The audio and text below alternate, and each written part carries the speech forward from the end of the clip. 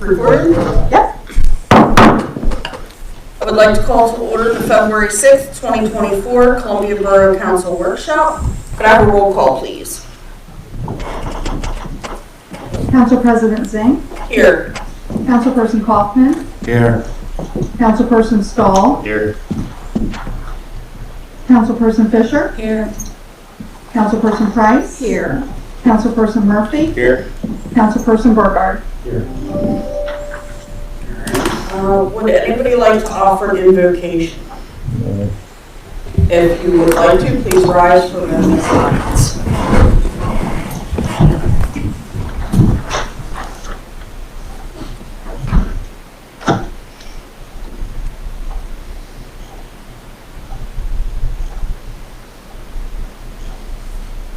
And Councilperson Price, would you like to lead us in the pledge? Pledge allegiance to the flag of the United States of America and to the republic for which it stands, one nation, under God, indivisible, with liberty and justice for all.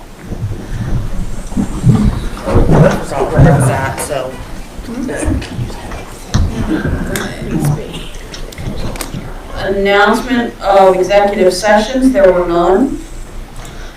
Are there any additions, deletions, or reorganization of the agenda? I'm not aware of anything. Could I have a motion to approve the agenda as published? So moved. Second. A motion by Councilperson Kaufman, second by Councilperson Stahl, to approve the agenda as published. All in favor? Aye. Anyone opposed?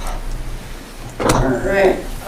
Citizen comment, non-agenda items only. The first sign up we have is Sharon Lintner. Hello, Sharon Lintner. I ran into an elderly couple and they were telling me some of the issues they had with the handicap parking.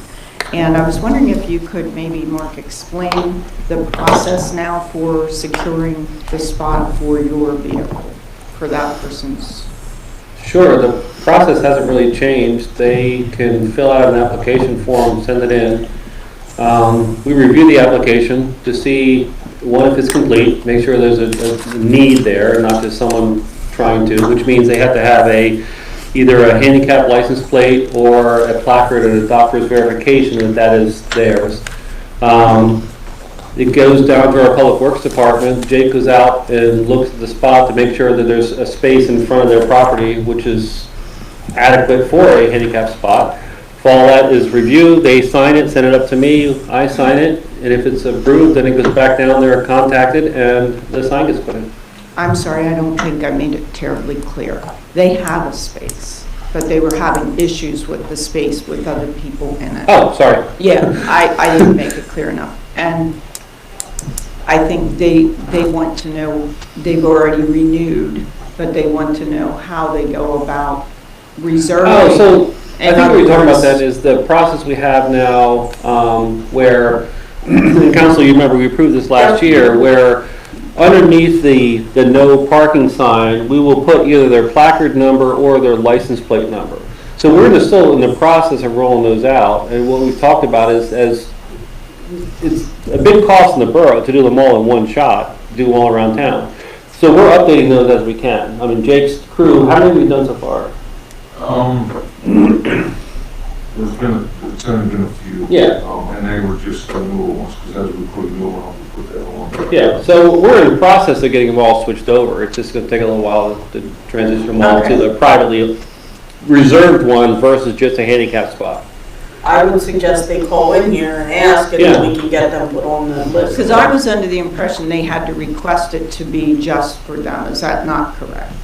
Well, You're going to do For it now, every- yeah. Oh. if there's an urgent need, yes, like Heather said, let us know and we can make that one a priority. Okay, But we're not going to go out and just switch them all over in the next few months. okay. Sure. Did the residents indicate that the other vehicles are displaying placards? It seems some may have been and some were not, So but you could encourage them either to call into the police department and go out and verify. I'm not sure they felt like by the time someone came, maybe that person would have left or something. They weren't, too keen on calling. Our response is. Well, no, I don't think they meant it that way. They just, Okay. Didn't know how long they'd be there, but yes, I did suggest that. Okay. So, well, thank you for clearing that up. Several people were just cited within the past 2 weeks, chief, for, Every month we have violators, there is some. Okay. and they were based on calls. It's been, the parking behavior has gotten really bad. I Mhm. mean, over the weekend, I can't tell you how many people I saw blocking fire hydrants, crosswalks, fire hydrants that were in front of a church. And there was a van parked in front of a hydrant, in front of a church. It's gone bad, To so. the credit of the gentleman that follows the street sweeper and does the ticketing, I did see him actually ticketing someone who was parked in the crosswalk. I didn't even know that was his job, but he was doing that. Yep. But just to be clear on the other thing, is the goal that all of our handicap spots will be for that person, or isn't that the goal? So all of the handicap spots that are on public streets that are paid for by a resident for their own personal use will then be reserved for their license plate or placard number only. So Okay. yes. All right, thank you. Mhm. I would also, double parking's out of control too. Oh, yeah. There'll be 2, 3, 4 empty spaces, and there'll be a car sitting with nobody in, or flashers in the middle of the street, everybody going around it. It is absolutely ridiculous. And it would be one thing if they actually like pulled close to the cars, but they're not, they're out in the middle of the road and then you can't get through. Either way. We're having a significant issue around one of the school facilities. And I have a meeting next week to try and address it, but we have been very aggressive with issuing tickets in our school zones as well. It's a bigger safety issue when parents double park and Yeah. sort of kick their kids out of the car and they have to run across the street, in front of other vehicles. So doing our best to address it. And I do have a meeting with the superintendent and also the school principal to try and figure out if we can get a better message out there as well to address it. And there's one precaution, Chief and I talked about this, when, actually, when 2 tickets were written for, on 2 vehicles. If someone has a handicap spot, whether they have their individual placard or not on there, they can't they can't allow someone else to park there. We had an instance where there was the person had a handicap spot, and he told a repairman who was there to do some work, "You can park in my spot." No, and he got a ticket. He said, "You can't do that." People need to understand, doing that pertains to handicap. That doesn't reserve parking for you and anybody you allow. So there's going to be some misgivings on that. That needs to get out there. Mhm. And Chris isn't here, but that may be a good blurb for the spring newsletter. Maybe that whole handicap issue. Yeah. So just on this topic, can I mention something? You know the health facility across the street from where I live? And you know how they have their exit on the bottom and their entrance? If they switch that, there would be less accidents, less near misses, because when you leave the health facility, you can't see up the road there. And I think there was an accident just not too long ago. But they might be a private, but I wouldn't even know who to suggest that to. That would be difficult because then you would have to go through the parking lot and up around to drop someone off at the door. Well, it's better than getting hit. Because, I mean, there's a lot, when they pull out, it is very dangerous because you can't see. Because cars are parked along the road there, and trucks. Maybe what we can do is look at the site distance concerns that you're expressing here, Jake and I. Maybe Real close. put some signage up, paint some yellow lines. Okay. Okay. I don't even know if there's a parking space between the corner and the exit. No, it's No. not, because it's bright. Yeah, it's looking up north 7th Street that is the problem. All right, and the next item we have is Frank Dowtrick. We kind of got that's what's nice about these workshops, Mhm. is you can have this free discussion. Yes, Frank Deltrick. Is it in the ordinance that they're only allowed so many handicap parking in a block? No. It's not, so there is no limit on that. There's not a prescribed limit, no. Okay. And on the Market House, why is the community kitchen a separate item? Why is that not in with the rentals? Because we rent it out. That's why? We rent the kitchen out. Well, you rent the stands out too. Excuse me? You rent the stands out too. Yes, but that's a different service we provide. So some of the stands during the week will use that kitchen. And that, they pay for that cost of using the kitchen. And there's people who use the kitchen who don't have stands in the Market House too. Yeah, okay. I knew there was a reason, I just forgot. Yeah, so it's set up, Frank, as a standard commercial shared kitchen space, so that people can come in, they can rent time. Now, a lot of people, like I'll leave here at night, and people are just starting at 9 o'clock at night, and they might work from 9 to 1, and they'll do their food prep in there during that time frame. So we have different people, some market stand holders, some just people working who need a commercial kitchen space in there. Okay. The only reason I asked, I feel you have to break down all the different entities, the taxes, the heat, how do you do all that to get that different line item? Yeah. To get that budget, that's got to be a problem. I just was wondering for that reason. Sure. And streaming, where are we at with streaming the meeting? We got a lot invested in it already. Are we going to do anything with it, or?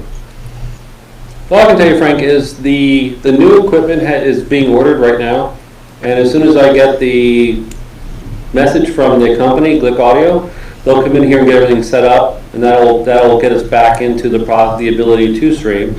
Second part will be a council decision. If they want to get back to streaming again, then the council will tell us, we'll turn it on, and we'll live stream again. But the equipment's coming. I don't have a date when it's coming yet, but it's been ordered. But it is a goal to do that, because there's elderly people that don't want to get on the other thing to get it. They just, it's so much easier that way, and just get it on the what's called. Sure. Okay, thank you. Thanks, Frank. All right. Mayor Lutz, Chief Bronner. I'm going to go a little bit out of it, please. Mark, you got my email pertaining to a person with their sewer bill? Yes. Word's getting out. Word's getting out. You say word's getting out? Yep, the word is getting out that we are pursuing things. Okay. People are calling. You are going to continue to pursue all of them? Yes. Is that the general feeling? Council has given directive to Evan to clean up all of them. Lori has done a great job sending out reminder letters, and some people are just like, you know what, I'm tired of getting these letters, I'll just pay it. I think so we're cleaning them up slowly, yeah. I think that's one of the reasons I got the email then. But the second part of that is, how much money do we put in some of these bills? They may not be worth the amount of money that we got to put into them. And I'll give you an example. I got an email from a person who has no money. I know they have no money. They owe, face value, they owe about $300 and some sewer bill. And now it's up to $1,500. Mm-hmm. They can't pay the $300. I don't think, let alone the $1,500. We will never collect that until that property changes hands and the lien is satisfied. If it Is that happens worth within us? 20 years. If it happens within 20 years. Yeah. If it doesn't happen, it just goes away.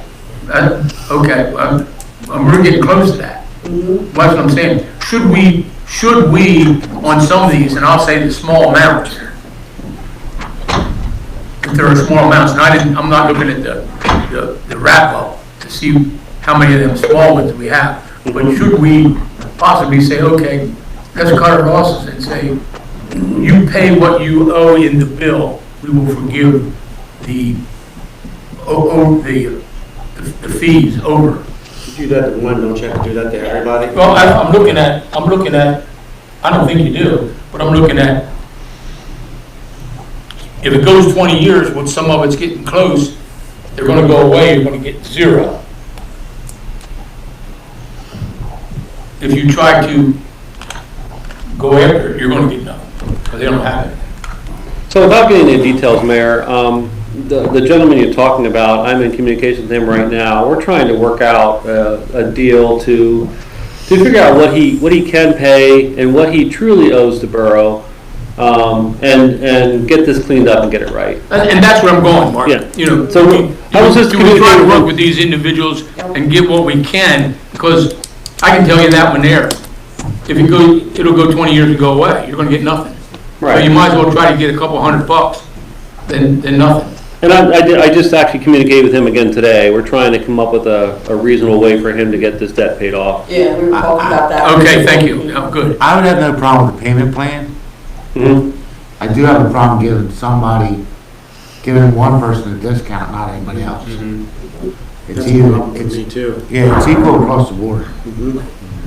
You go back to 0, no interest? Well, you No know, fees for everybody, Right. or everybody pays the fees? And I don't disagree with you. My guess is, in the sewer lien area, you don't have anybody that's really that far out of whack. There's some that have. Unfortunately, a lot of the old liens are the old sewer liens, and what I've communicated to the residents is, first and foremost, this wouldn't even be an issue had you paid your bill the first time. You know, that's the starting point, is they created this problem, but I'm willing to work with them to try to get it resolved. Now, what I've suggested to this gentleman is, can you pay X number per month, so for so many months, to wipe this out? Had he started that years ago, it would have been gone. Yeah. So come up with a reasonable amount that they can pay every month, get this cleared up. No more interest, we'll stop all that. Pay your debt, and then we'll wipe the liens off. Why does the council do that? Just give an amnesty, a fee amnesty on all the liens. Well, that's coming back to you. Evan and I have talked about this. We're coming up with a plan to get these cleared Hold on a out. second. We're in the middle of possibly foreclosing our property. That's correct, that's another problem, Over a lien. right? That's another one with a, But that's not a sewer lien. Doesn't matter, it's a lien. It's a It's a lien. borough It's a lien lien. against the property. Yeah, but I think you can separate these out. I doubt a court will. Lien's a lien. Yep. And again, if you're going to give somebody else a break, you almost gotta give them a break, or it won't stand up in court. So I'd rather, I don't mind working with people, or maybe doing payment plans. And, you know, as soon as they enroll in a payment plan, maybe we stop the interest accruing. Right. Those who choose not to jump into the payment plan, they just keep going up. I can buy that. I have no problem with that, that's being fair.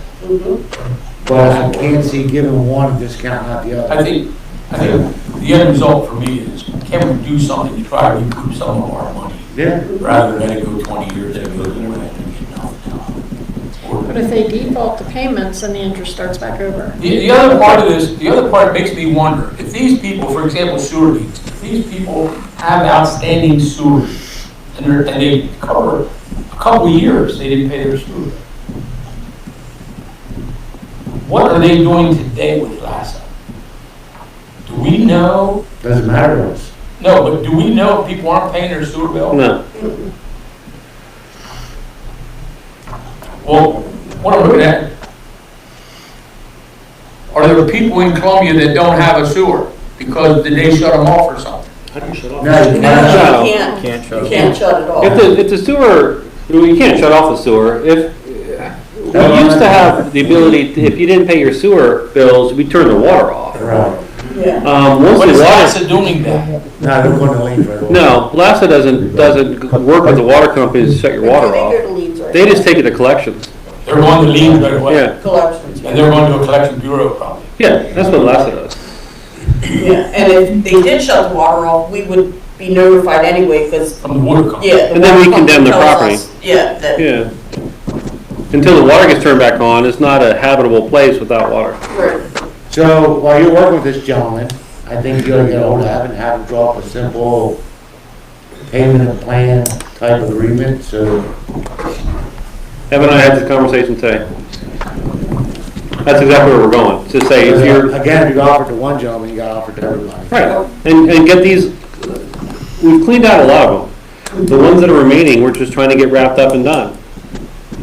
And if my whole point is, this is, public money has been spent on these people's bills.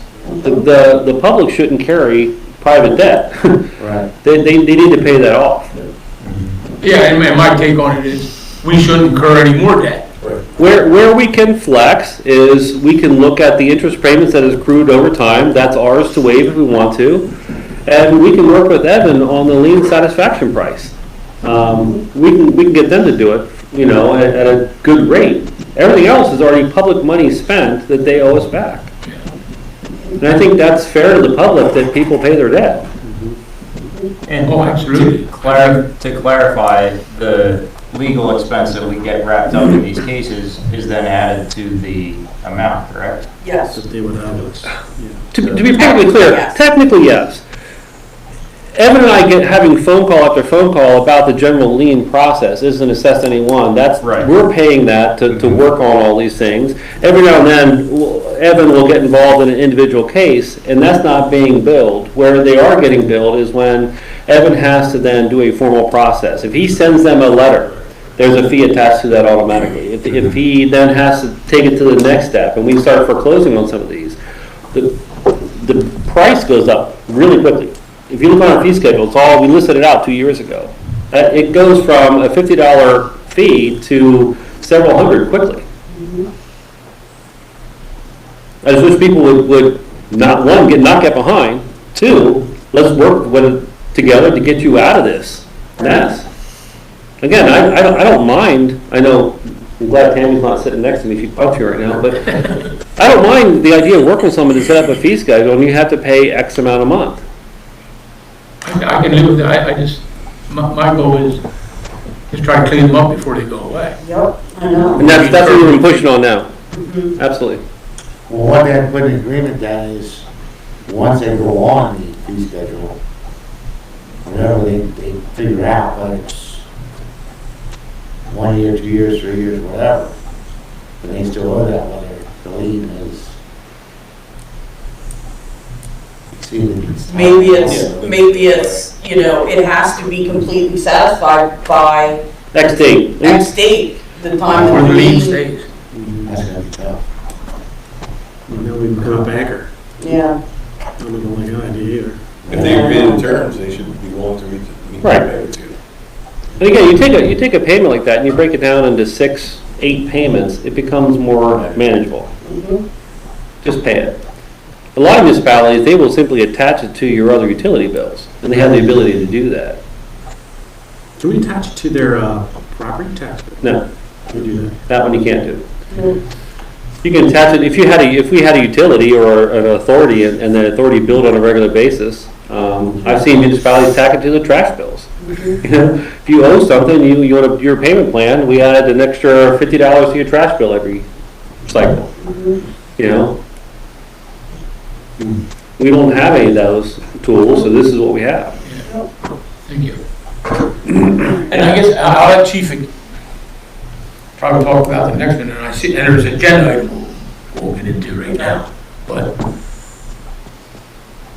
the guys have been rather busy the last week or two, solved some significant cases.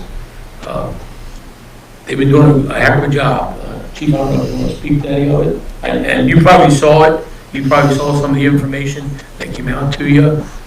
One was just happened out, was that Friday? The car theft, The warranty detail? the vehicle theft. Right, it was a warranty detail Or for the the detail vehicle theft. carjacking. Yeah. Carjacking. Yes. So it was resolved last week. It wasn't Friday. I believe that was Tuesday or Wednesday. Yes. So the officer did a very good job with that. We were able to take 3 individuals into custody. There were 1 in on very serious charges. 2 are in prison at this point in time. It was neat also to use the drone technology as Overwatch. It's really cool. It was early morning hours, and they had a drone in the air. The actual drone we used this time actually wasn't ours, it was borrowed because this particular drone had the night vision, so we were able to watch in case anyone ran from the residence. Certainly helped to keep the officers safe as well as the public, so that was really neat. It continued on throughout that day. 4 additional individuals were picked up on warrants just from the officers, being out there and stopping people and, locating individuals that were wanted. So, we had a very good week. Good. I also wanted to make you aware we had a site visit from an auditor with the Pennsylvania Commission on Crime and Delinquency 2 weeks ago. And the outcome was very good. He was checking up to ensure that we're following the mandates, juvenile justice mandates. And I just wanted to mention that sometimes our support staff do not receive the recognition that they deserve. In this case, Scott Midnall was instrumental in ensuring that we were in compliance. Scott did a wonderful job throughout the year until the audit occurred. So I just wanted to mention his name and thank him for all his hard work.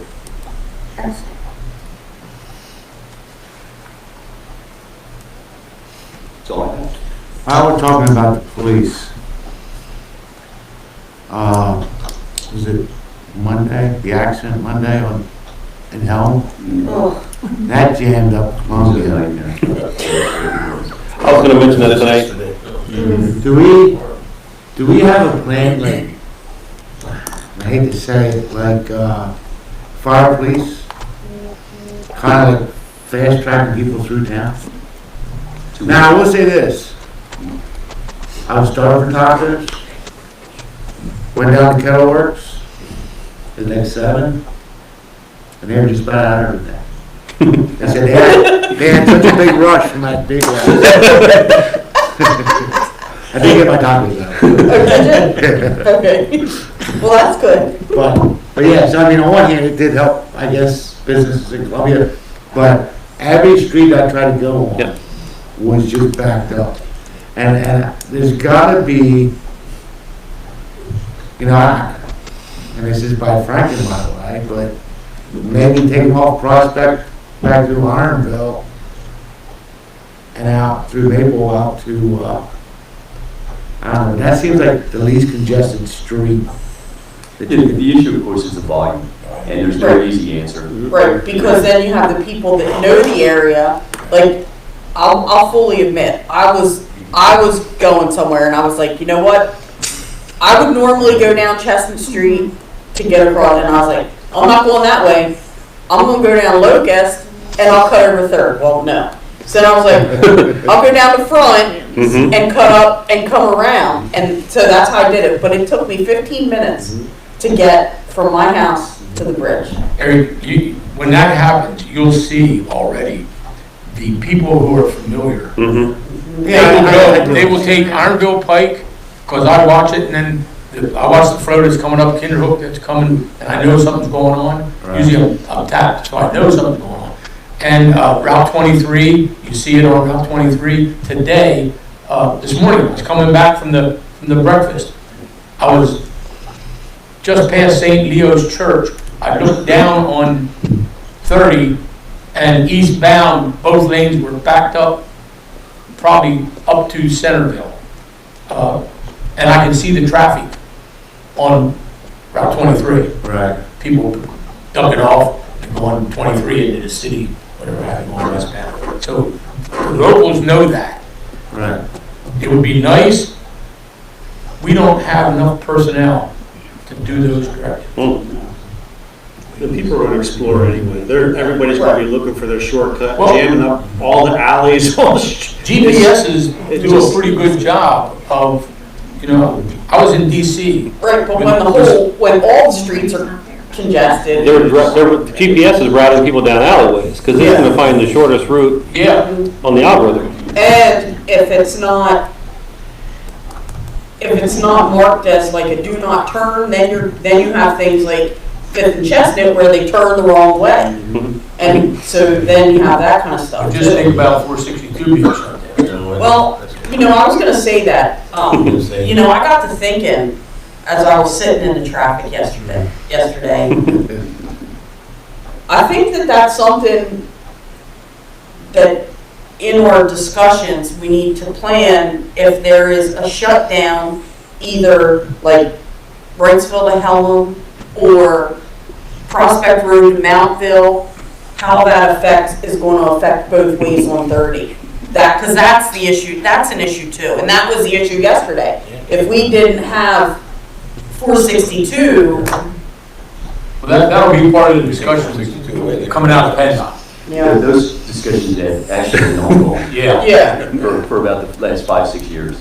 well, I know, I mean, I knew we had talked about what happens if there's an accident on 30 or something like that, but thinking about, we actually have to go a little further out too, because that's where it is awful. Yeah, this situation too was a little different because it was protracted, number one, and there's sort of a little bit of a communication breakdown at this point in time. We are not on York County frequency yet. Yeah. That's changing. I thought we paid for that. Yes, we do not have new radios yet. They're being actually literally being programmed. You know, we should receive them any day. Yep. So, you know, that's going to help, truly. Yep. No easy I have answers. 2 questions about that, I'm sorry. Oh, I just said no easy answers. No. Obviously, I was right in the middle of that mess, and thankfully didn't have to go anywhere. But the fire police that Eric brought up, I believe our fire police were in Wrightsville directing, weren't they? They were dispatched there, I'm pretty sure. For the accident. Yeah. Probably for the accident. So, I didn't see him in Wrightsville. yeah, so I They might thought, have but known. at our Yeah. intersection there at 5th and Chestnut, people were actually blocking and horn blowing and cursing and doing U-turns where they shouldn't be and creating an extra lane where there wasn't one. It was a real mess there. But my concern too was, were the people going across the old bridge and stuck there? Because but people, truckers are being cited for being on their weight-wise. So how could it be that the bridge would support all that extra traffic that was standstill? Would they not have had to been told, you either have to go to Harrisburg or to Normanwood? I didn't understand why, if there's a weight restriction, we would guide them all over it anyway. Well, that falls in PennDOT, Okay. you know, and that's part of the discussions we're having. You know, there's 1,000,001 what ifs that we're trying to address. Yeah. Okay. But once you hit the bridge, it moved. Oh, There was no backup. I mean, it moved. What bridge? No, but I can't remember. Memorial Bridge or 30 Yeah, Bridge? 462. Yeah, we were on it. We went across it. I mean, it wasn't fast. No, it moved. but, I mean, it wasn't like you weren't sitting. But then, yeah, by the time I got over through Wrightsville, then 30 had opened, so I just went up and got on 30. What was it? Was that just beyond the bridge, the 30 bridge? Yeah, it was shut between Wrightsville and Helm. It takes minutes to jam it up several miles. Exactly. Yeah, I just didn't know if there was like a way to get that fast track people out of here. Just think, the last meetings we had, PennDOT saying it would take a couple hours to actuate the contra-fleet meetings to try to eliminate that. So you can imagine how the backup is going to be in a couple hours. But even, I hate to say this, I don't mean to sound cold, but I think what happened on Monday was a good barometer of the reality that is facing us and is going to face us for years. Now, what happens when, even though the bridge is closed, there's an accident on 30, and everybody tries, oh, let's go to the old bridge. And then that's closed. So things in town are going to jam up. No one's going to want to drive to Harrisburg to get over to York. It's going to be a mess. And this is what, and Chief's right, we've been talking about this since before I got here. But we've had many meetings on this, and the reality is, the contraflow gate system that's going to be on the 30 bridge would have had no impact on this issue. None. because it wasn't within that zone. Right. But it's anywhere along the 30 corridor from probably Cool Creek to, I don't know, Prospect Road or beyond. I would say East York, Well, but even East York, in that Centerville. 5-mile, 10-mile stretch, that is going to create this kind of gridlock in Columbia. That's the reality. I told my wife tonight, if you go to use 30, make sure you have at least a half a tank of gas. True. Yeah, and if you're a vehicle over 10 tons, you can't go across the 462 bridge. So you're sitting in the traffic. Just take Eric's Tacos, find a restaurant, take Eric's Tacos and go sit somewhere, because you're not going anywhere. Certain parts of this community will be a parking lot. Yeah. Yes. Yeah. Because I'm sitting in my office and I'm like hearing all these cars and I couldn't figure out what it was. And I just hadn't looked at my phone yet to see what was going on. When I finally found out what it was, you realize that every street, major road, and half the alleys in town were all backed up. Everyone's trying to find the shortcut to the shortcut. This will be the topic of many meetings in the next 2 years. And how long was 30 closed? Six hours-ish? Yeah, I think it's supposed to be 4, but I'm not positive. Okay. Yeah. In that time frame, and the reason I bring that up is the chief mentioned it. If the accident was on the 30 bridge, it would take PennDOT 4 hours before they even implement the divergent crossings on there to get people off the bridge. So the time frame that we experienced on Monday is the minimum time before PennDOT will even implement a solution.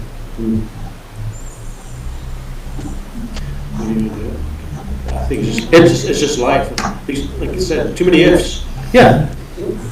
Plan for all these ifs, and those aren't going to happen. It's going to be the one you're not anticipating. It's going to be all. Anyway, so I think it was a good study. I think we need to document this the best we can and sit down again and talk about it. But at some point, when the 462 bridge is closed and something like this happens, the reality is there's only 2 real good options. One, you go up all the way to Harrisburg, or if you know the roads, you go down south, you go across the Norwood Bridge, and you come back up again. If you know your way around the back roads, And that's it. And to add to it, you have to clean out the queue. Which takes hours. Which takes hours. Because it backs up. Even the trucks. I mean, that's just clear. You gotta turn around and get out there or something. Because they're so. Yep. That's another interesting. Because that's when you're going to see Ironville Pike and 23 and all. That's what I'm saying. I mean, if Harrisburg is going to be your next stop, then maybe we look at, if there's an accident somewhere around here, maybe we look at 83 and 283 or whatever. They will have that sign. There will be electronic signs that'll say, if you're on 283. You're on 30 coming westbound. They'll tell you, head north. Yeah, go on 283 and go around now. Don't head down 30. But we will acknowledge, Eric, better planning needs to take place. Mm-hmm. There's no question about it. We need to be better prepared. Maybe we build a wall around Columbia. Close the gates. No, we want to cockroaches. Yeah, we want to. That'll work. They can Uber. They can Uber Eats or whatever. Somebody needs to build a hotel. Thank you. It did bother me because I was going the opposite way, fortunately. But I did see 3 trucks. They tried to trailers. Oh, yeah. I figured you guys are too They're going to busy. do whatever they can do. Yep. We actually got some calls, so we dispatched officers out there. Did you? Yeah, I did see someone across the bridge. But I don't blame them. I paid the fine. No way would I sit in traffic like that. No way. All right, so we're finally down to the agenda now. These workshops are great though, for this. All right, first item is a discussion on the Town Square Park and the status of the existing fountain. Barb, I heard you want to. No, Liz. Oh, is Liz? here, Okay. so she can- Hi, I'm Elizabeth. I'm now the chair of Parks and Rec. So the fountain was brought to our attention because there's a water bill attached to it. So we've been asked, like, it falls under Parks and Rec for suggestions, what we'd want to do with it. The suggestion was to remove it.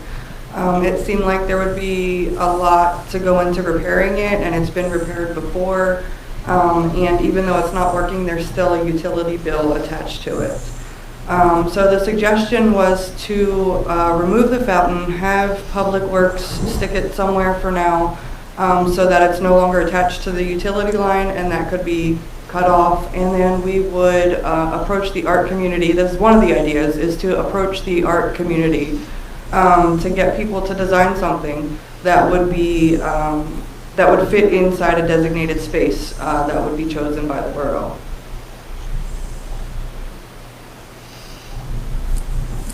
Any questions? Just a comment, Mark, I thought we had a landscape architect look at that and offer some suggestions. So we brought a company in to give us quotes, but those quotes were to put a commercial grade fountain or a water feature back in that location there. But there was concerns that were raised that it might become vandalized or an attractive nuisance for people to misuse that fountain. So the conversation came up at Parks and Rec, which I really like, is, you know, we have a lot of artists here in the community. Let somebody design something that could go in there, and it maybe it could be there for 3 years, and then somebody else puts something in there that they design. You know, make it a space. Oddly enough, I was then approached by some people on the Shade Tree Commission saying, hey, if you're going to take the fountain out, let's put a nice plant in there. I think all of us agree, keep the circle. It's a great bench space. It's a great space to come sit. Don't tear all that out, but utilize that space and put something in there that's going to be more functional than a fountain that just doesn't work. Right. So I think the suggestions that have come out of Parks and Rec are great. There's something about, you know, somebody taking the pride to design something and then saying, hey, you know, I built that statue, I designed it, I put it in there. Let some people in the community help own the solutions. Yeah. The other part of that is, and I agree with that 100%, you know, it became, I saw kids drinking out of it. I saw homeless people bathing in it. Right. You know, and I see that down in Binns Park. Right. So I think the water feature, while it's beautiful, sure, right now it don't work. And I like that. I like keeping the circle and doing that. The other part of that is, according to the folks that, my wife and her friend who had been doing the work in there, and the park rangers have taken some of it over now, help. They're getting up in age and they're not so willing to do that anymore. But that park needs some work. There's some shrubbery needs to be taken out and replaced. Possibly some of the trees need to be looked at. Should they be thinned or taken out? Because I think there's too much in there. Some of the brickwork in the floor, it needs re-leveled. Some polymetric sand put in and re-level some of the bricks. So there's some work that needs done there. There's some pointing on the steps and things like that. Some on the walls, some of it needs repointed. So there's some maintenance work that needs to be done in there. And you know, this is our town square, and I think we need to put a couple bucks into it. We've gone beyond a couple volunteers maintaining it, and my wife and I talked about it tonight, and her take on it was, if it can be brought up to a decent level again, we can go in there periodically and do some work, and the major work can be, I'm sure the park rangers will come in and do like they do down at the bridge. We'll go in and do that, but the weekly work, they can go in there and do that small weekly work, and they're willing to do that, but not that, the major stuff where it's at right now. So I think you need to take a look at it. And you know, I happen to be talking with our friend from DCNR the other night, and she reminded me that there are some DCNR mini grants that's out there for parks. And this probably fits the bill perfect Mhm. for a mini grant. You said that there was an outstanding water bill? So that's what brought it to Parks and Rec's attention. I can't remember who suggested that we address it because of the water bill, but that was a pressing issue for getting the fountain taken out, is getting that disconnect done, so it was no longer a fee for the borough.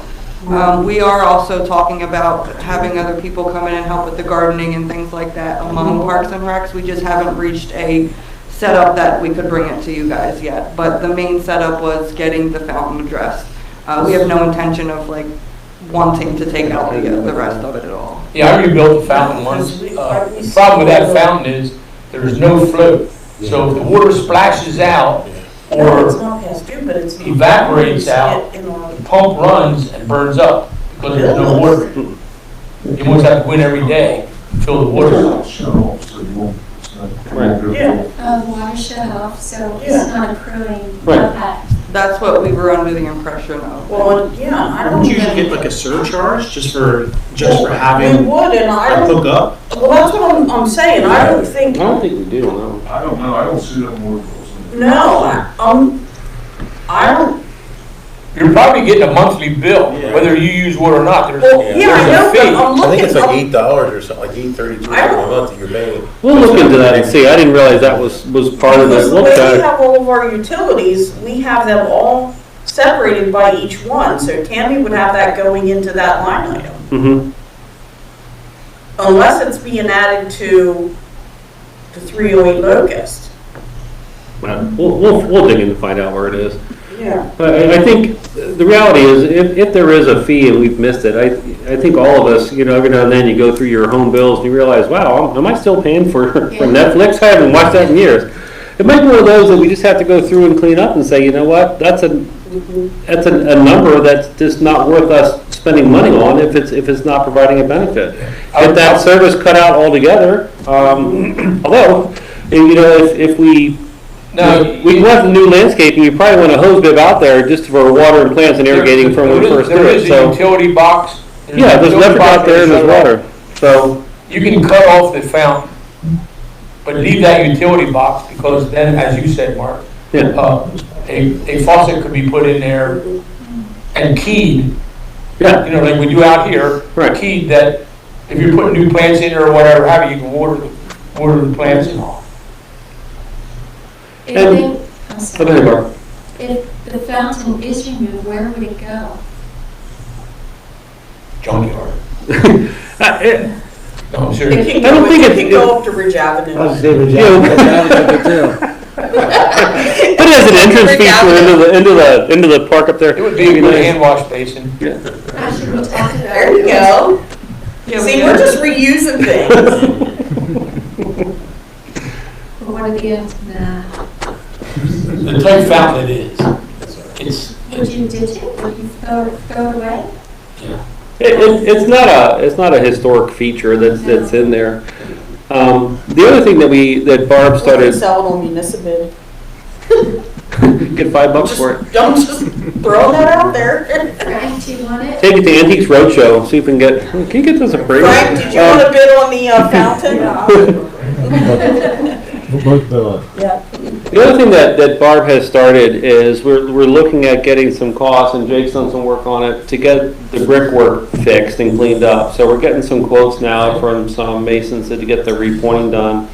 The third piece and the mayor mentioned is we want to go through and maybe get a landscaping company or a landscape architect to kind of redo the plantings that are around there, because they were beautiful when they were first put in, but a lot of plants like that, they get old and tired after a while and need to be redone. So I think it's time to spend some money, and as the mayor said, that's our gateway into town. It's our town square.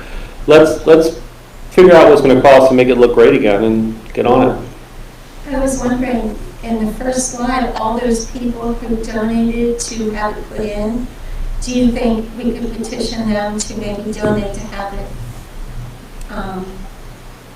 fixed? Can I ask? Like the electric company, the general hospital? Like if we sent letters to all four of them telling them that we could send pictures letting them know that the fountain needs, Mm-hmm. and maybe they would donate And even new companies may want to jump in. It's a great idea. Have the rededication. Yeah. Yeah. Any reason to celebrate? I tried to get a statue of the chief and put that right in the center. He said no. County commissioners, that was part of, I can help with that. that was part of the urban enhancement grant. You're gonna pose, That was I had an idea for this place, not for the fountain replacement, but since it's a gateway, what if we would put a sign there for the town, so to speak, like we're kind of looking at Columbia, great reading town, yeah. at a, either a welcome sign or even if we're putting electronic signs up for news updates and things, this would be a central location that's well-trafficked. But I don't know if there's space there in between that retaining wall and the sidewalk. But it's so beautiful, I hate to sanitize it with an electronic. Right, I know, that's the downside. But if you put it along Lancaster Avenue on the, I'll say the far edge of it, there's room in there with all the landscaping in there. There's a nice patch in there. You can put a nice sign, a Columbia sign right in there. I think that if you don't live in Columbia, you wouldn't know that that was a town square because there's nothing directing you. Right. You would just drive right by and It's not know actually if easy to anything miss. was there. It's really easy to miss. But if there was a sign saying, visit Columbia's town square, Mm-hmm. but it's round, The town roundabout. the town roundabout. Don't even go Did there. did you ever run outside? PTSD here. Too soon. Still losing sleep over there. So do we vote on this at another meeting? Is that what happens? Well, is this something council wants us to pursue? If so, then I suggest we go get prices and start figuring out what it all costs and get a plan together for it. Okay. And we'll get a plan together to give to the art community and see if we can get people interested in. I wouldn't let out the school. Mm-hmm. You know, there's some And smart even kids up there. the senior centers. Yeah, there's some artistic kids up there. Not another Mayflower. All right. Well, Yes. Thank you, Liz. Thanks, Liz. while you were talking about that area, does anybody know anything that's going to happen with the bus station? No. They're slowly working on it. Some of you might have heard something. Nope. Oh. The only thing I can tell you, Frank, is it has been sold, and the new owner is cleaning it out and trying to get a tenant in there to utilize the space, but nothing has been confirmed yet, is what's going on. Okay. All right. Huh? Needs to be a Robberitos. Yeah. Yeah, for when, there's an actual Tacos to go. Not there. discussion on the borough's communication policy. We're gonna turn this one Thank over to you. Todd. Yeah, in your package, you should have received our crisis communication procedures that Chief Brommer, Mayor Lutz, and myself have been working on for the past few months.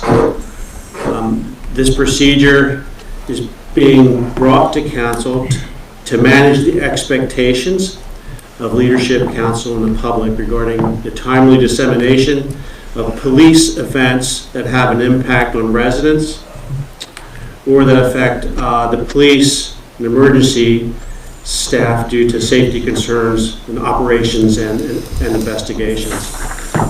We've super simplified the procedure to easily and concisely and consistently publish such incident information. And we kind of broke it down into a when, who, what, why, and how kind of format. So when would be when to expect crisis information communications from the police department, who will be responsible for disseminating the information, what qualifies as a reportable incident, why this document even exists, and how and what platforms will be utilized to get the information out to leadership, council, and the public. In this procedure sheet, there are several examples given. The first example is what an incident or alert might look like. The second is what the conclusion of an incident alert might look like.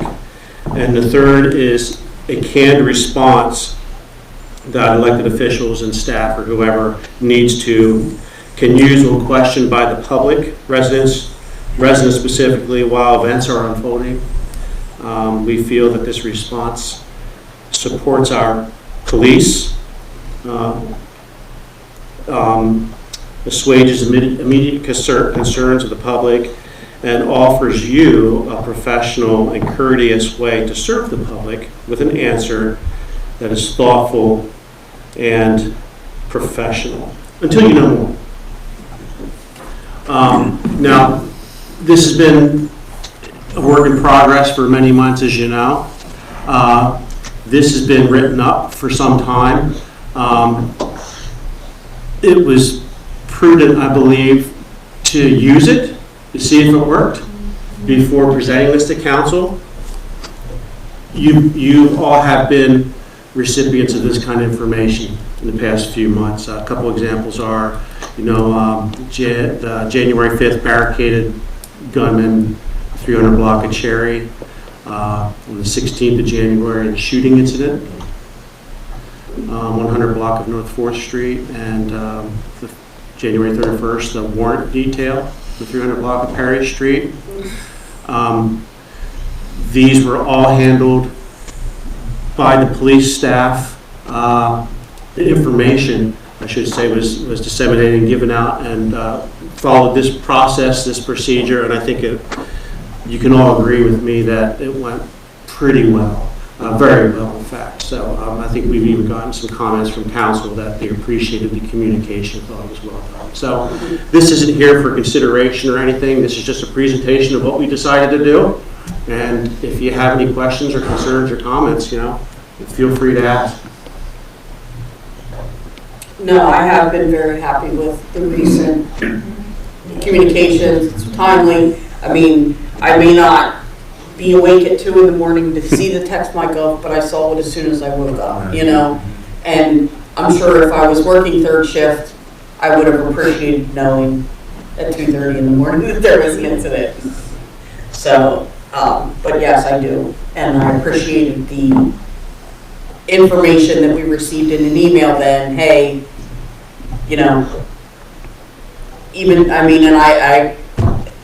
I just have been happy.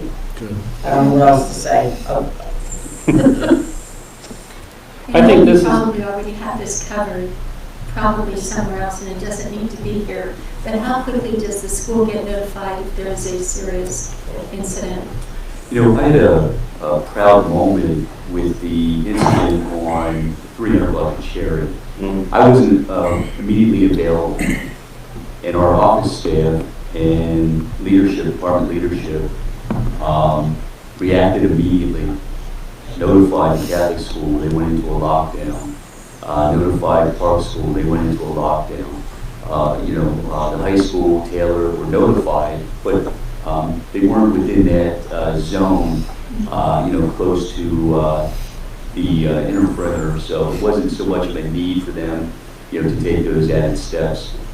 So I would say the department overall understands what the expectations are, and they most certainly take the responsibility seriously, and I think they're doing a good job. But that is just, that process of notifying the school is just dependent on, if there is a situation in close proximity to one of the buildings. And that would include like Sunshine and Head Start and all of those. Yes. I think in addition, I'm using that incident as an example. Chris Vera opened up the Market House. We had residents who couldn't get back into their homes because of the situation and the perimeter growing as it needed to. The Market House was opened. Some residents were able to go in there to rest.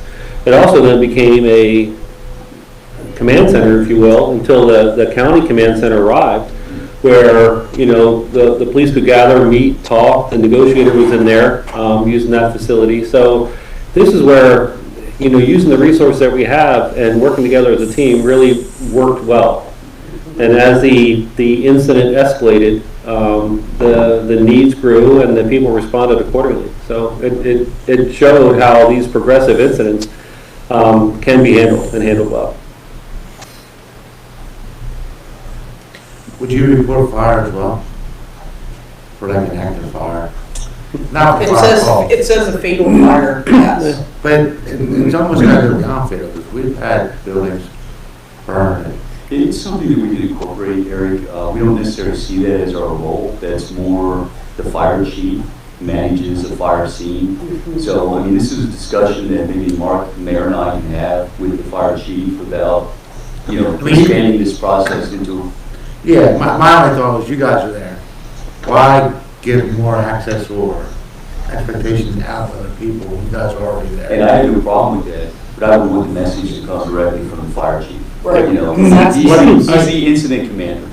What's the message you're talking about?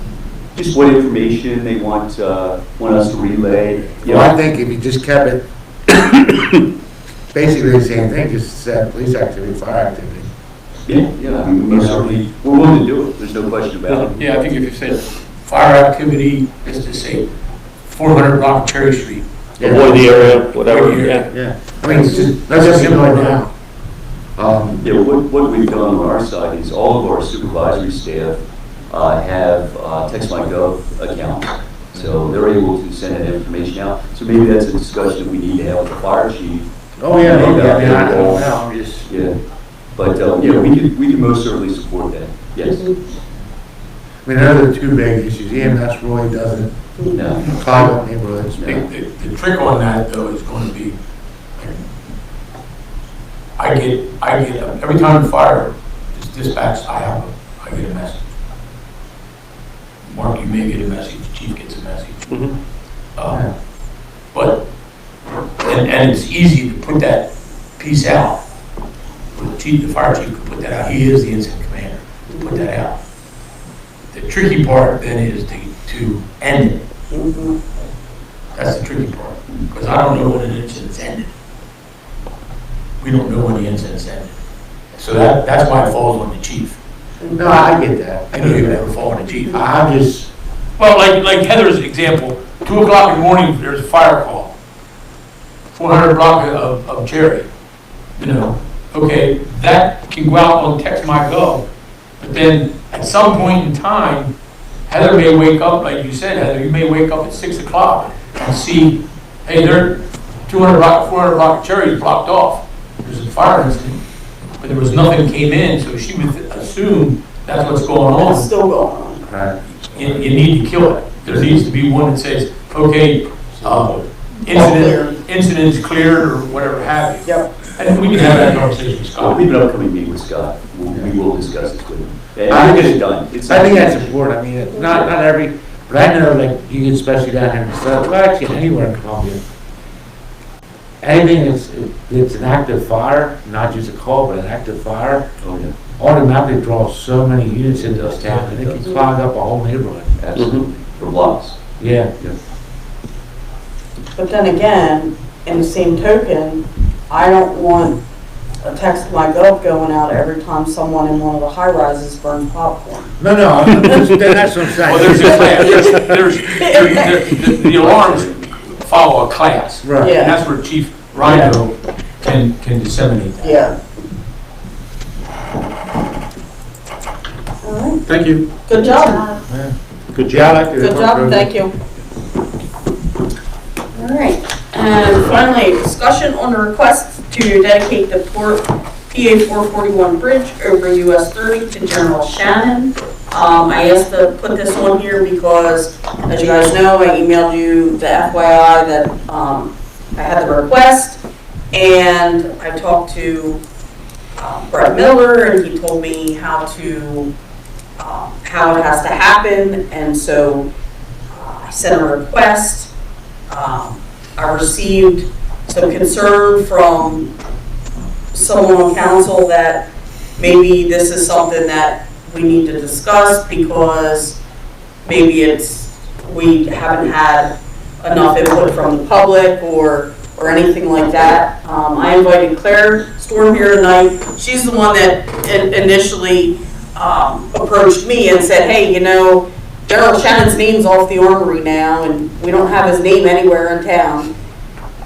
Maybe we could get the 441, the bypass, the new bridge, dedicated to him. And I said, you know what, that's a good idea. I don't know how to do that, but I will find out. So it just sort of blossomed. I went to Mark, I said, so how do we do this? Mark's like, well, it has to come from the state. And then I was sitting with Representative Miller at the Lancaster County Roads Association meeting, and I was like, hey, while I'm here, how do we do this? And he said, oh, we vote on these all the time. It has to be legislation. It'll have to go through the Senate. So it just sort of blossomed, and I sent it over to Senator Allman. I sent it to Representative Miller so they could work on their things. What we want to discuss is to see if everyone is in favor of this, because what we will need to do is a resolution asking the legislature to do this. So I thought it was great. Claire, did you want to add anything?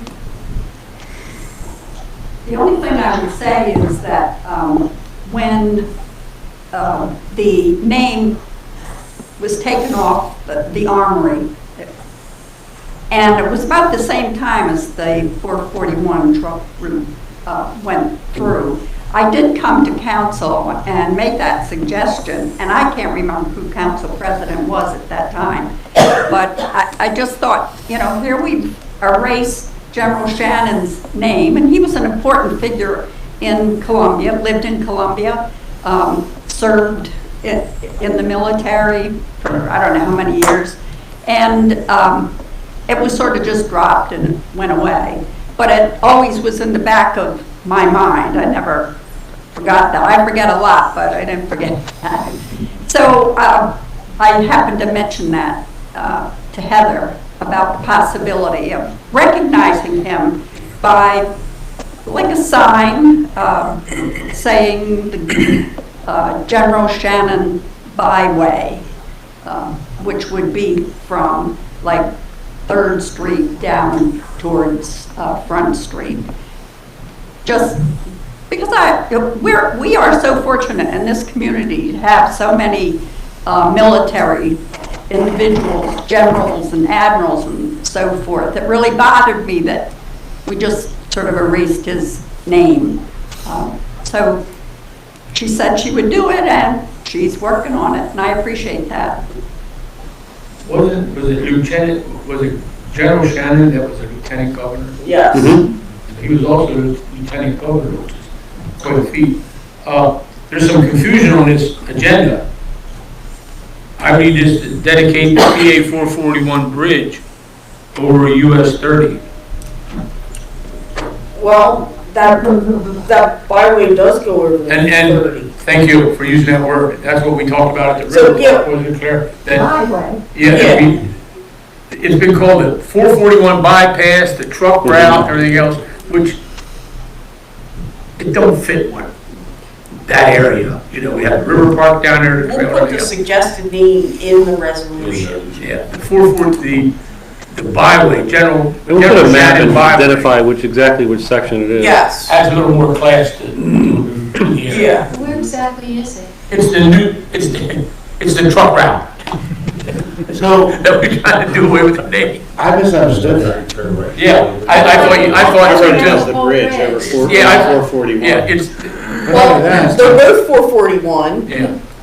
Right, you're talking about the new one that- extension that Yeah. wraps around down. Like when you get on Route 30, it's that new. Yeah. Down to where it hits Locust Camp now. Why would if we're going to, I would do it from Thank you, Mark. 441, At the light. from, yeah, at the So light. we're saying Down to this leg of it, Bridge right? Street. Yes, Yeah. that leg of it. Yeah, So I say goes over 30, thinking here, right, not this span here. right. Okay. why would we petition the Senate to change the name of Winchester Bridge?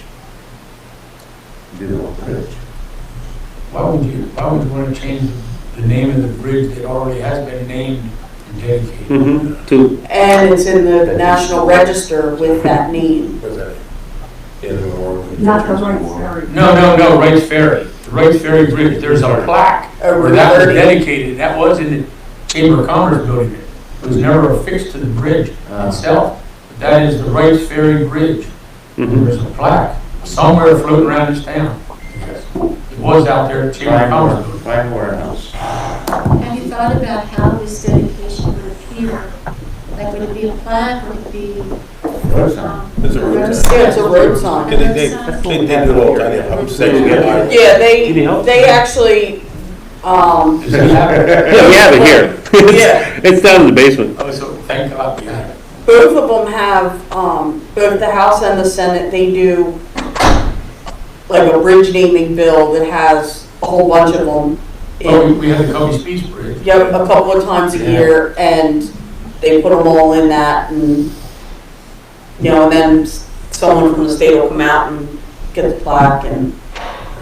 But I think, correct me if I'm wrong, Claire, that stretch it was talked about in the River Park Loop that it has like the General Shannon byway.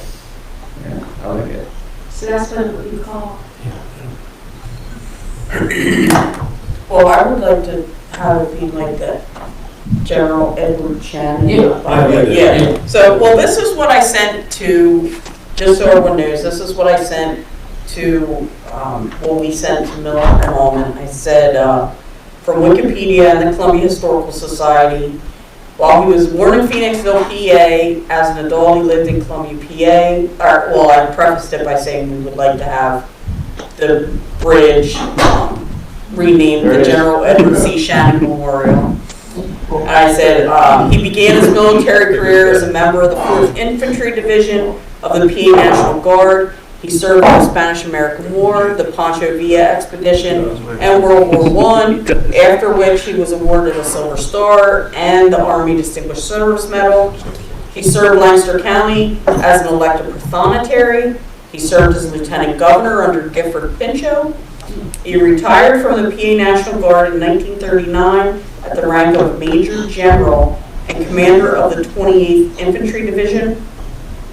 During World War II, he was the chairman of the local draft board. After his passing in May 1946, he was laid to rest in, I said Mount Bethel because I thought that, but no, he's laid to rest in Laurel Hill Cemetery in Columbia, PA. And I did provide background that during the time of service, there was a site identified in Columbia to house an armory. That building had been named the Shannon Armory.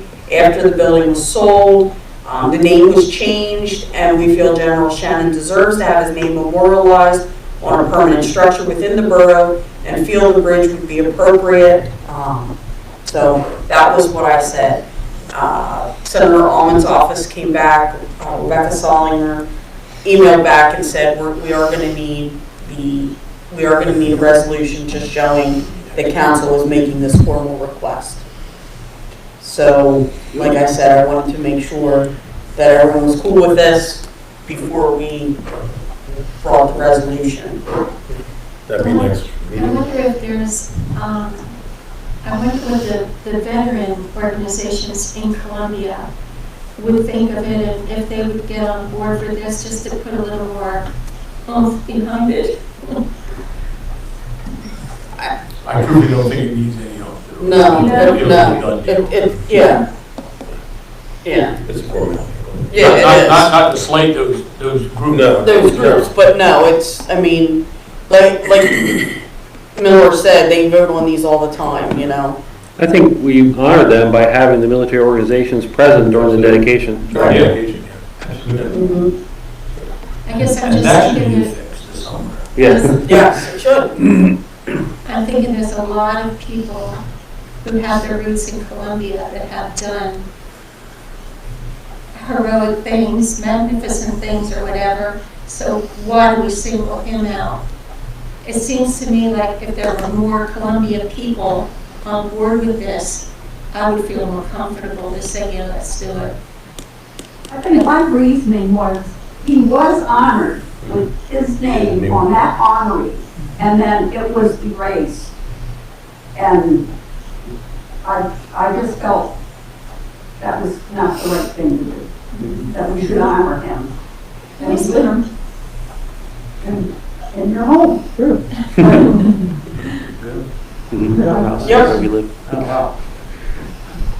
I just wanted to thank Dr. Storm for bringing this forward because when we moved into General Shannon's home, we didn't know very much about him. And we were both born in Columbia, so that's kind of a shame that we didn't know. And there are many, many articles, I know Chris Vera can show you, and we were very fortunate at our settlement to get a pile of old things that told about how important he was and how decorated he was over the years in elaborate parades and everything in town here, celebrating his return. And I don't think every town can boast that they have a lieutenant governor that had lived in the town. No. So I think I would certainly be in favor of it. We did put a small plaque on the house after we gathered some information, just so that, I mean, you can't see it from the street or anything, but I mean, if you wanted to read it, tells just a little bit about him, because we felt that we needed to preserve some of that history. So, and we've dedicated a wall in the house just to some pictures and things that we framed that were left for us.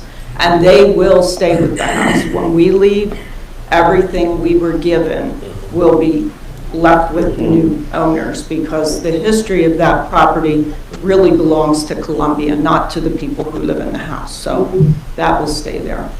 But thank you, Dr. Storm.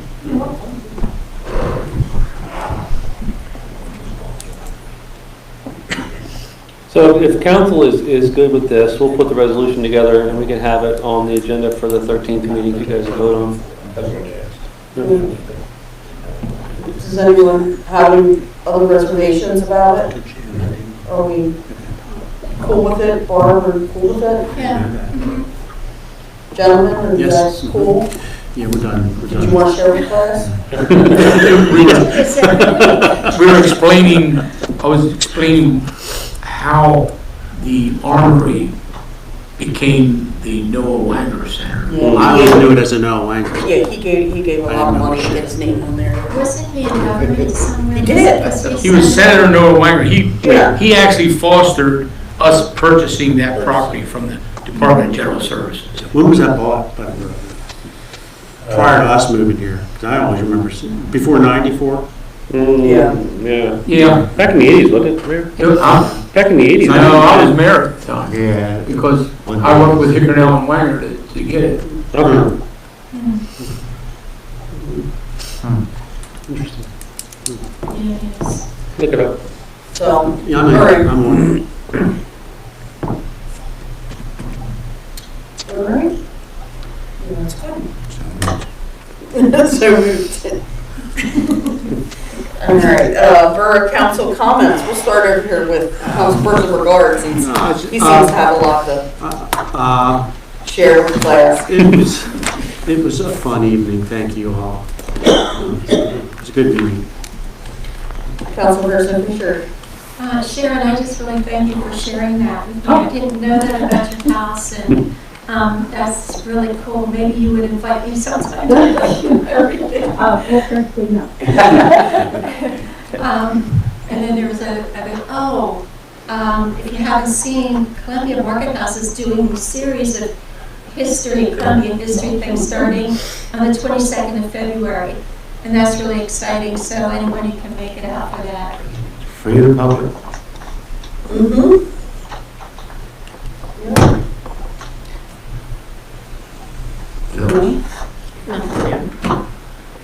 Just from a legislation standpoint, I met with Mark twice now. We're working on, prioritizing the list of things. There are a couple that are, going to be pretty close to getting ready to send to council for a final adoption. Good. But I am going to talk to Mary Wickenheimer, since I was previously on the planning commission there, about the 3 that were waiting on adoption of the comp plans. I know she's been working on it, so we'll see, what progress is doing. We'll get an update next week. Oh, hold on a second.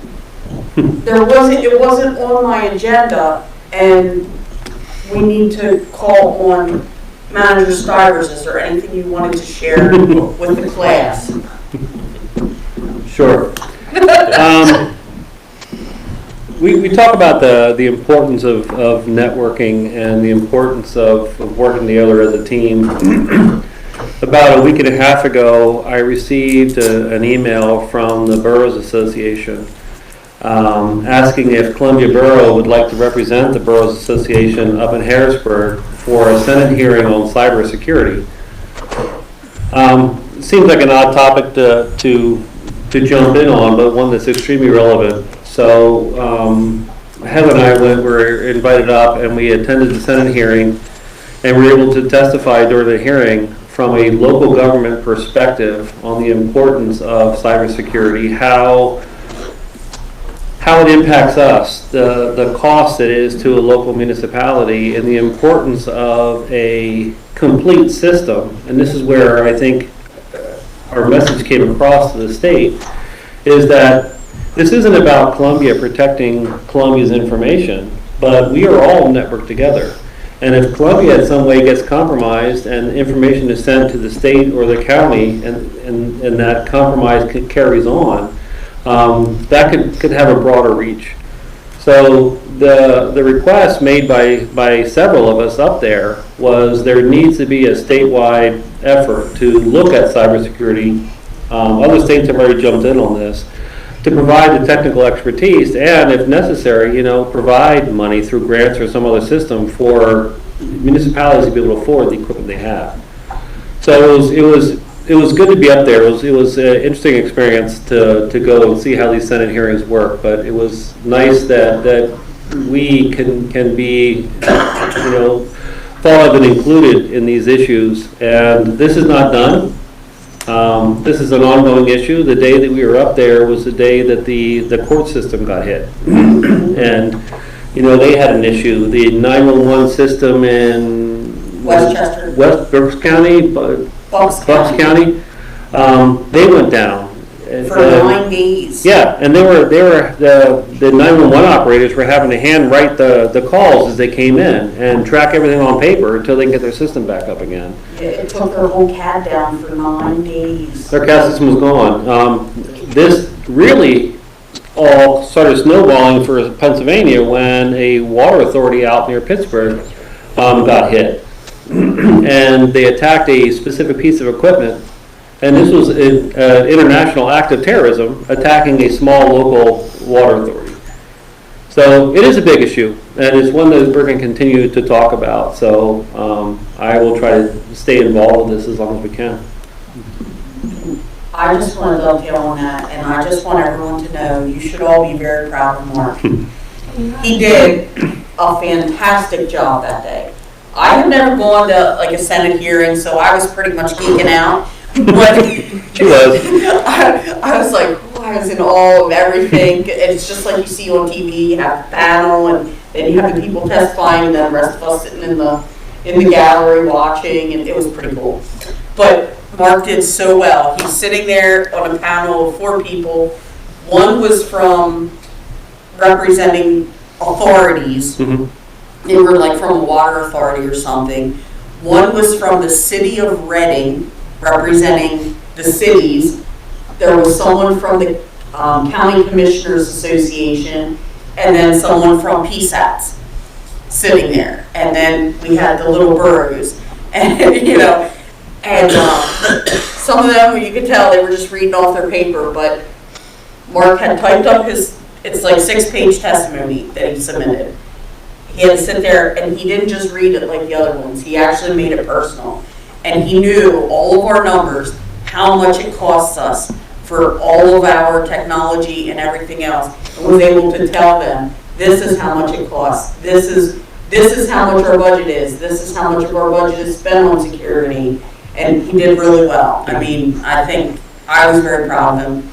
And I think everyone needs to understand that we got a good one here because he really did. And Ron from the Boroughs Association was pretty happy. He was like, thank you guys for coming, and, so that was really awesome too. So, yeah, I didn't want to tell you in the email, I didn't want to send an email, because I told Mark I wasn't going to steal his thunder, he should say it here, but he did really good, so. Good job. Yep, it was awesome, and I was geeked out. So do you want to revisit that raise? But yeah, it was pretty eye-opening though. The guy from the city of Reading, he put up slides. Yeah. He was their IT director. He was their IT director. He put up slides showing the number of times a day that threats hit their firewall, people trying to break through their firewall. Like, it was incredible. It was incredible. What did he say they had? They had 12 IT employees on staff for the city of Reading. And his chart actually showed that the number of attacks are not in the tens and 20s. They're in the thousands a day. People trying to get in, get around, in some way get through the firewall system to get into the system. It's shocking. Yeah, and it's not just what, the email from Leo saying, hey, Heather, this is Leo, I'm in a meeting, can you go buy me some gift cards? Apple gift cards. Oh, I forgot to get those, Mayor. I'll pick them up tomorrow. Thank you. We all, everyone there said, we're not just talking about this kind of stuff. We're talking about, serious trying to get in and get the information. So, yes, it was way cool. But also, in addition to the Harrisburg, Mark, the mayor and I attended the Lancaster County Boroughs Association meeting dinner. That was very good. We got to meet some new members of council from around Lancaster County, because this was the first one of the new year, so it was really cool. Mount Joy is building a new municipal building, so they'll be sending out a thing, or they're doing like a whole big thing, so it's pretty cool.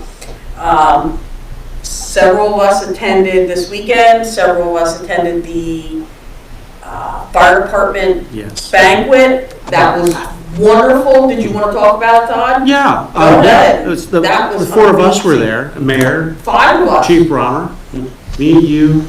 One, Todd. Yeah. 5 of us. The were 5 of us there. were there. It was wonderful as usual. Great food. What a worthy, meaningful event. We have some great volunteers in this community. We have a great fire department. We are the envy of municipalities around us.